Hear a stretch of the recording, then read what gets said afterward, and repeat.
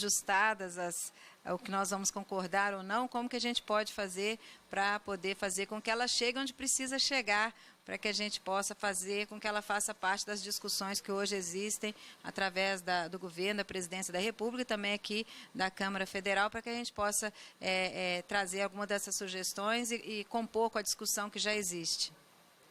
Muito bem. Com a palavra, o professor Renato Folador. Vejam bem, não existe. Pronto.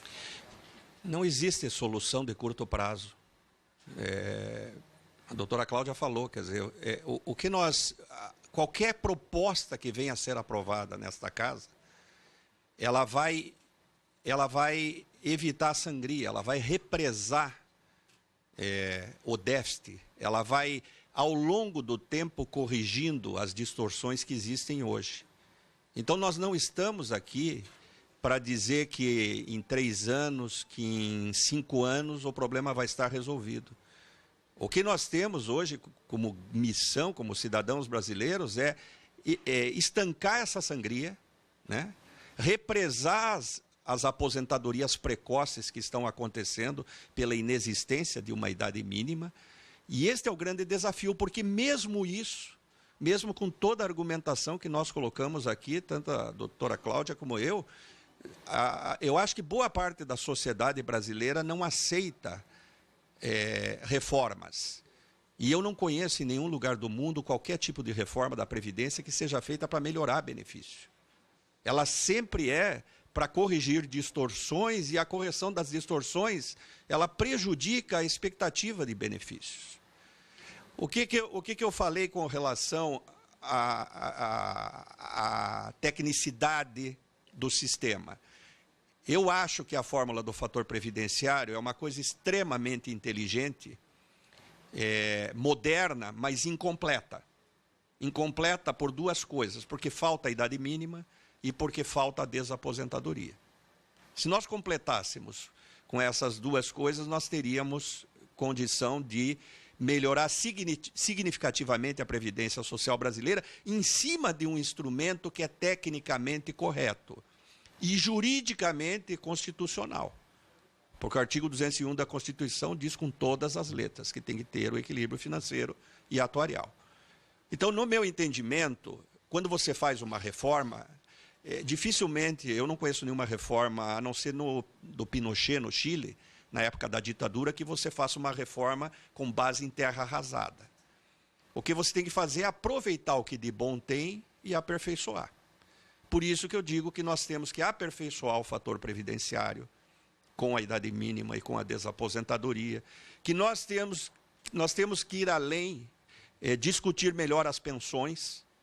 Nós não podemos nos dar ao luxo de ter pensões horizontais de 100%, nós temos que rediscutir isso, como foi rediscutido com relação à idade do pensionista na apreciação da fórmula 85-95. Eu acho que nós devemos dar uma alternativa de plano B para todo e qualquer trabalhador, que é o acesso à previdência privada, podendo usar 1% no início. Eu coloco numa determinada idade, até os 35, 40 anos, 1%, dos 40 a 50, 2%, e lá no final, 3%. Isso já foi feito, já foi praticado. Agora, imaginem, vocês não imaginam a força que de um pequeno capital submetido à força dos juros no mercado financeiro. Só para vocês terem uma ideia, eu dou consultoria praticamente todos os dias. Existem pessoas que chegam para mim e dizem assim, me aposento já ou espero para me aposentar no INSS para melhorar o fator previdenciário? E eu digo, doutora Cláudia, o seguinte, você só tem condições de se aposentar já se você me prometer uma coisa, que você vai aplicar toda a tua aposentadoria do INSS por 10 anos numa previdência privada. Então a pessoa se aposenta com 55 anos e não vê o dinheiro da aposentadoria do INSS. Depois, não passa nem pela conta dele, vai direto para o plano de previdência dele. Matematicamente, eu provo que com uma rentabilidade de 4,5% real acima do INPC, em 10 anos você tem outra aposentadoria equivalente à do INSS. Então, imagine você levar 35 anos para construir uma aposentadoria de um determinado valor no INSS. Em 10 anos, se você aplicar essa aposentadoria toda, você tem outra aposentadoria de igual valor. Nós temos que dar essa oportunidade a todo trabalhador brasileiro de ter também a sua previdência complementar, a sua previdência privada. Isso é fantástico para o país, porque o dinheiro será investido de acordo com as regras do Banco Central, né, do Conselho Monetário Nacional, que prevê a diversificação do investimento dos recursos, e isto, obviamente, vai melhorar o setor produtivo, as empresas brasileiras, e vai também ajudar, obviamente, a financiar a dívida pública federal, o que é ótimo para o governo federal. Então, não existe curto prazo, não existe fórmula mágica. É um período longo de transição, eu diria que é de uma geração. Por isso que, quando eu faço a transição aqui, a minha transição é de 20 anos. Quando eu digo que tem que aumentar em 50% o tempo faltante para a aposentadoria, procurando respeitar a expectativa de direito e não afrontar o trabalhador, porque o trabalhador acreditou, né, lá atrás, que com as regras atuais ele teria condições. Não tem. Não tem, porque o governo não vai ter dinheiro para pagar a aposentadoria. Então, nós estamos aqui, não é com a nossa proposta de pôr idade mínima, de você ter regra de transição de 20 anos, prejudicando a velhice do trabalhador brasileiro. O que nós estamos querendo é dar garantia de recebimento da aposentadoria nos atuais níveis propostos. Não é nem melhorar a aposentadoria, é garantir que ele receba pelo menos o que ele tem expectativa hoje.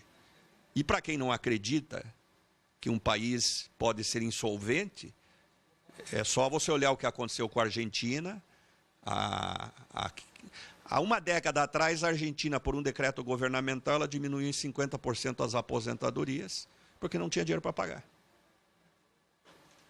E se nós quisermos olhar para o chão, aqui para o pé, é só olhar para o Rio Grande do Sul, para Minas Gerais, para o Rio de Janeiro e outros estados, quer dizer, isso não é privilégio desses, os outros estados está acontecendo a mesma coisa. Se pagam os servidores até o teto do INSS, acima do teto se divide em 3 vezes. Quer dizer, os melhor remunerados vão receber janeiro em abril. É assim que está acontecendo, não tem dinheiro para pagar o 13º.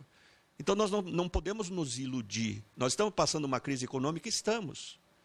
Mas vocês lembram 2 anos atrás, 3 anos atrás, que nós tínhamos pleno emprego? Doutora Cláudia, nós estávamos com 4,7% de taxa de desemprego e, mesmo assim, o déficit da Previdência foi de quanto? 54 bilhões de reais.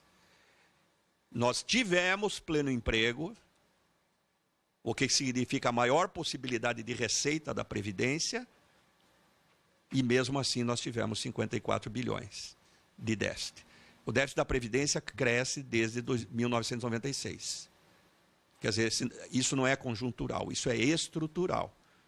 E se nós não corrigirmos isso,